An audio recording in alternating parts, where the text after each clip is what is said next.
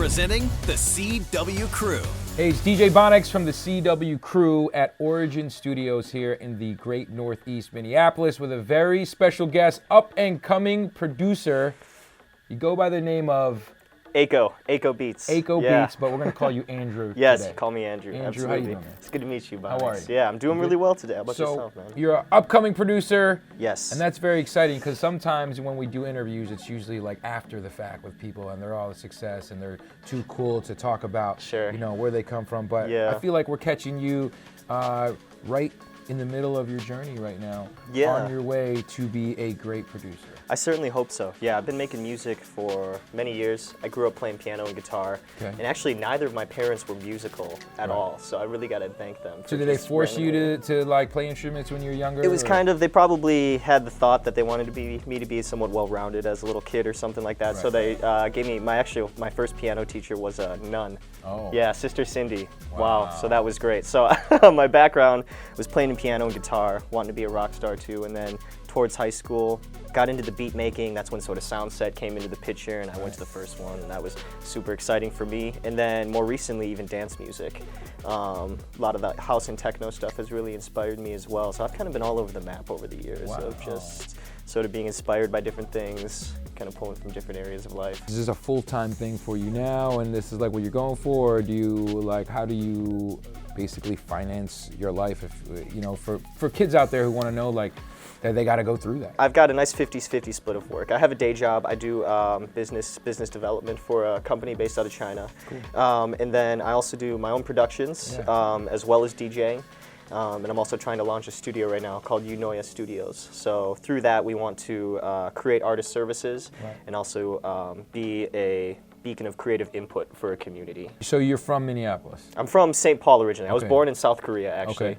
But I've lived in St. Paul pretty much my whole life. Are you looking to like be a Zed kind of vibe on the DJ tip and produce your stuff and be on some superstar artistry? Yeah. Or really you want to be the man behind some of the big artists and big producers? I'm probably more of a behind-the-scenes guy, but I do a lot of the things that every other artist would do. I throw my own events. I produce for local artists who are around here, and also still promote my brand. I guess I'm kind of trying to carve out my own lane through doing that, while trying not to look like everybody else. What would you say your sound is about, or you know, what if you were to describe your sound, how would you describe it? I'm kind of in between future beats, house music, hip hop, and trap. I kind of feel like a blend of all of those things. And how do you think living in the Twin Cities, like, there's a great scene here about it? You know, Yeah. I only know more of the hip hop scene, obviously, but is there a great scene for electronic dance music and stuff? Yeah. Well, in the dance community, in EDM and underground genres of techno and house, there's a lot of people who are really engaged with the culture around it and the scene. You know, we import a lot of that stuff. We get a lot of those sounds and those inspirations from Europe too, and other cities like Chicago and Detroit. And the studio that we're actually in right now belongs to my friend Kyle King, who is a techno producer who works with a lot of the underground parties that happen around here too. I've been able to work with a lot of people who also do fashion, who also do photography and painting. And so I kind of like, one of the things I like a lot is showing off how no matter what medium you're doing, we're all kind of inspired by the same things. You know, the music inspires the art, inspires the fashion. Yeah. I try to bring out some of that stuff with a lot of the events that I do as well. What's your kind of studio? So I use Ableton as my main DAW, which is amazing. It's super fast. I've actually only started using it this year. I came off of Native Instruments Machine, used that as well as my guitar and synthesizer. I have a 88-key piano that I can just use MIDI with, so I can use any sort of digital synthesizer like Serum or something with it. That's my main setup right now. It's a very humble little home studio that I'm trying to move into something bigger.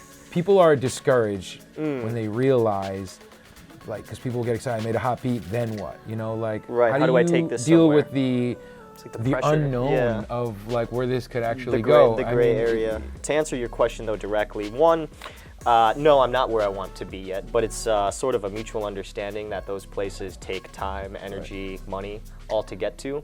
But I am where I want to be today.